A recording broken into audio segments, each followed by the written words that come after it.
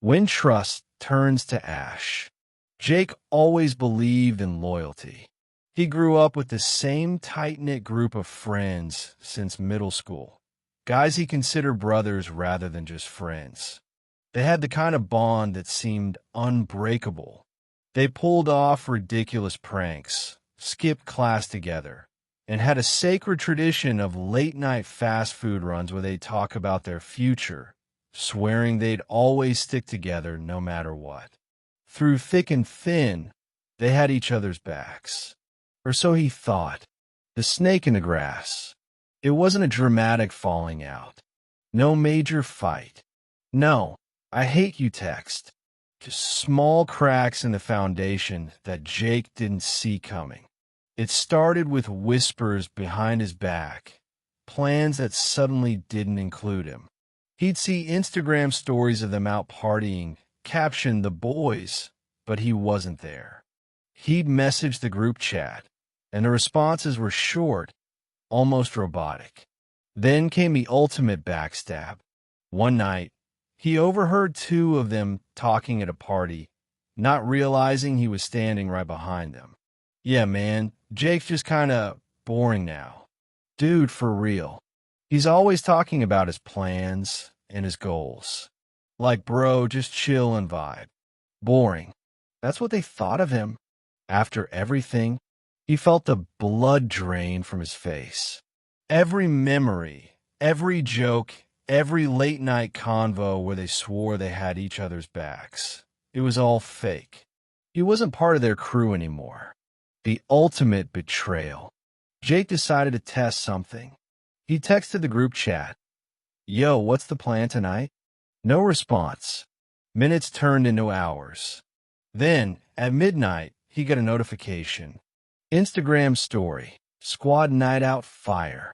There they were, laughing, taking shots.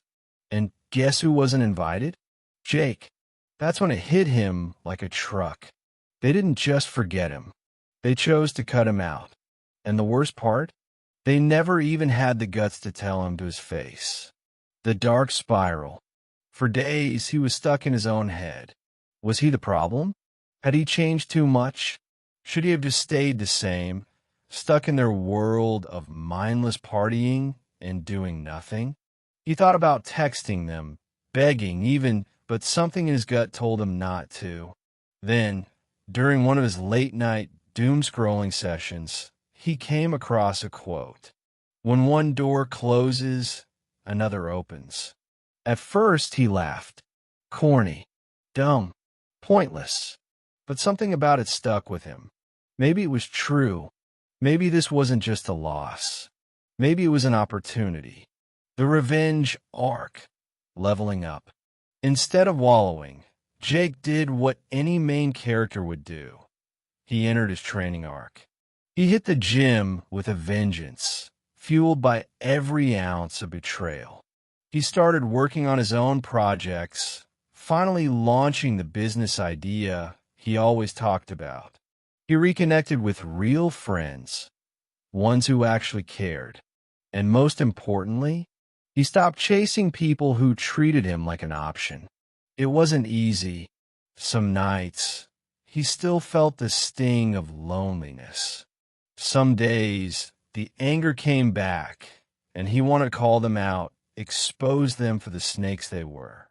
But instead, he let his success do the talking. The unexpected plot twist.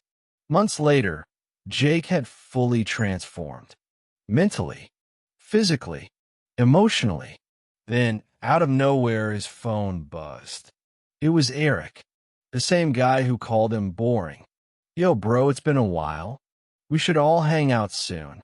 Then another text from another so-called friend. "Damn, bro, I see you doing big things now. Proud of you." Jake just stared at his phone.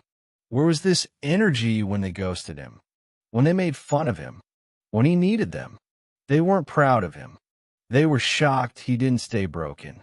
So, instead of replying, Jake just smiled, locked his phone, and went back to doing what he did best. Winning. What his parents think now?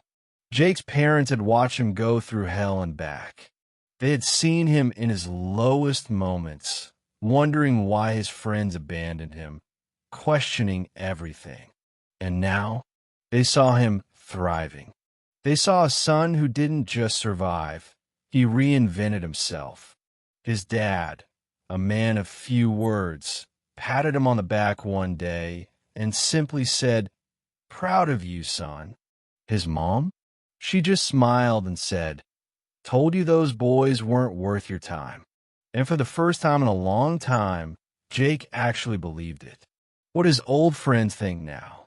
Now, Jake was the one they watched from the outside. The guy they had written off had become someone they wished they still knew. They stalked his Instagram, saw his wins, and deep down, they knew they had lost a real one. But Jake, he had already moved on. The moment he confronted his past. One night, months later, he ran into one of his old friends at a coffee shop. The guy looked awkward, like he wasn't sure what to say. "Hey man, long time no see." Jake just nodded, sipping his coffee. He had no words left for fake people. "Listen, we were kind of jerks. I just want to say, I didn't mean for things to go that way." Jake looked at him, realizing something. They regretted it.